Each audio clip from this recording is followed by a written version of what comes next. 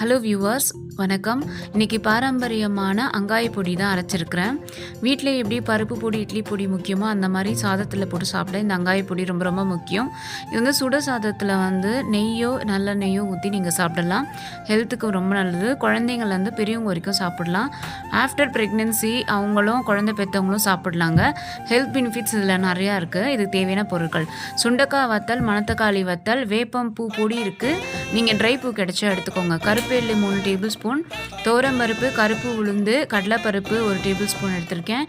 தனியா 1 ஸ்பூன், ஓமம் 2 ஸ்பூன், மிளகு, சீரகம் ஒரு டேபிள் ஸ்பூன் எடுத்திருக்கேன். வெந்தயம், கடுகு 1/2 ஸ்பூன், கருஞ்சீரகம் 1 டேபிள் ஸ்பூன் எடுத்திருக்கேன். சுக்கு வந்து 2 ஈச்சு, அரிசி திப்பிலி, கண்டன் திப்பிலி என்கிட்ட இலை இருந்தால் எடுத்துக்கோங்க.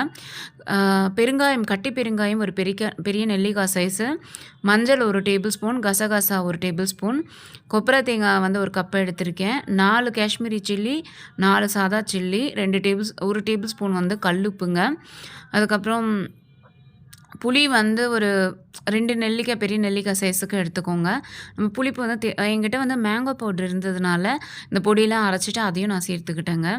ஸோ இது ஒவ்வொன்றத்தையும் வந்து அடுப்பு பற்ற வச்சு கடாய் சூடானதும் சிம்மில் வச்சுட்டு வறுத்துக்கிட்டே வரப்போகிறோம். வறுத்துட்டு ஆற வச்சதுக்கப்புறம் பார்த்திங்கன்னா அரைக்க போகிறோம்.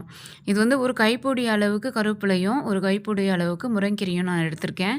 ஸோ ஒரு 1/2 ஸ்பூன் வந்து நெய் விட்டுருக்கேங்க. இது பசு நெய். இதை விட்டு ஃபஸ்ட்டு பெருங்காயம் வந்து பொரிச்சு எடுத்துக்கிட்டேன். அதுக்கப்புறம் பருப்பெல்லாம் பாதி வறுப்பட்டதுக்கப்புறம் மற்ற எல்லா பொருளையும் ஒன்றா சேர்த்து நல்லா வந்து சிம்மில் வச்சு வறுத்துட்டேங்க. இது ஆறுனதுக்கப்புறம் பார்த்திங்கன்னா எனக்கு எந்த அளவுக்கு நைஸ் பொடியாக வேணுமோ அந்த அளவுக்கு நான் அரைச்சிக்கிட்டேன். இது வந்து சுகர் கண்ட்ரோல் பண்ணும், லிவர் ஃபங்க்ஷனுக்கு நல்லது, யூட்ரஸ்க்கு நல்லது, பசி தூண்டும், குடல் புழுக்கள் வெளியேறும். கண்டிப்பாக ட்ரை பண்ணி பாருங்கள். நன்றி.